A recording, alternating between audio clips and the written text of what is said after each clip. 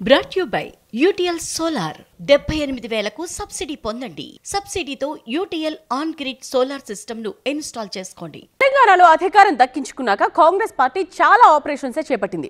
అందుకేనేమో ఏ నియోజకవర్గాన్ని చూసినా ఏమున్నది గర్వకారణం, ఎటు చూసినా 3 గ్రూపులు 6 గొడవలు అన్నట్టుగా తయారైంది పరిస్థితి. ఆ జిల్లాలో మరీ ఘోరం, ఒకరి మీద ఇంకొకరు తెగబడిపోతున్నారట నేతలు. ఇంతకీ ఆ జిల్లా ఏది, చేతికొచ్చిన కష్టం ఏంటి? ఆదిలాబాద్ లో ఆపరేషన్ హస్తవ్యస్తం, చేరికలతో హస్తం ఆగమాగం.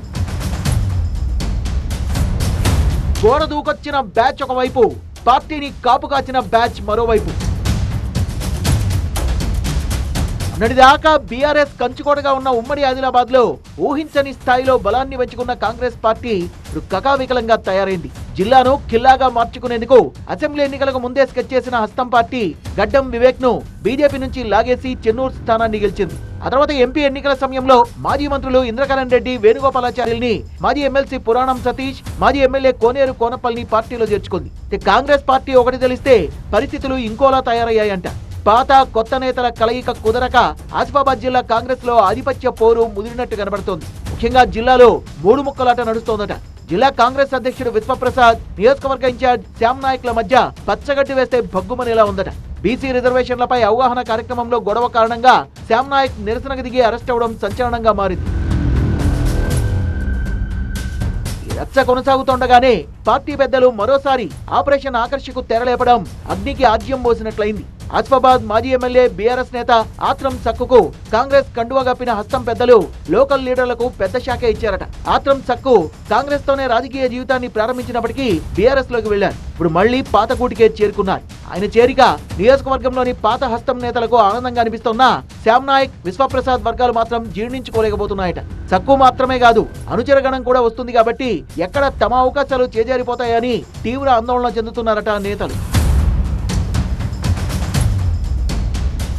మడి జిల్లాలోని పశ్చిమ భాగాలు నిర్మల్, ఆదిలాబాద్లో కూడా ఇదే తరహా సీన్లు కనిపిస్తున్నాయి. ఆదిలాబాద్, నిర్మల్, ముథోల్ నియోజకవర్గాల్లో బీజేపీ విజయం సాధించగా బోత్ లో బీఆర్ఎస్ జెండా ఎగిరింది. దీంతో ఈ 4 నియోజకవర్గాల్లో అనధికారిక ఎమ్మెల్యేలుగా సత్తా చూపేందుకు అధికార కాంగ్రెస్ నేతలు పోటీ పడుతున్నారట. ఈ రేసులో డీసీసీలు, నియోజకవర్గ ఇన్ఛార్జీలు, సీనియర్ నేతలు ఉన్నారు. వీళ్ల రచ్చ ఏ స్థాయికి చేరుకుందంటే అనుచర వర్గం ఎదురు పడితే చాలు పరస్పరం తన్నుకుంటున్నారట. నిర్మల్లో మాజీ మంత్రి ఇంద్రకరణ్ రెడ్డి, డీసీసీ నేత శ్రీహర్రావు, గ్రంథాలయ చైర్మన్ అంజుమన్ వర్గాల మధ్య ట్రయాంగిల్ వార్ నడుస్తుండగా ఆదిలాబాద్ లో నియోజకవర్గ ఇన్ఛార్జ్ కంది శ్రీనివాస్ రెడ్డి, సీనియర్ నేత బోరంచ శ్రీకాంత్ రెడ్డి, మాజీ జెడ్పీటీసీ గోక గణేష్ రెడ్డి వర్గాల మధ్య వర్గపోరు నివురుగప్పిన నిప్పులా ఉంది. ముథోల్లో మాజీ ఎమ్మెల్యేలు విఠల్ రెడ్డి, నారాయణరావు పటేల్ వర్గాలు కూడా ఆధిపత్యం కోసం తగువులాడుకుంటున్నాయి.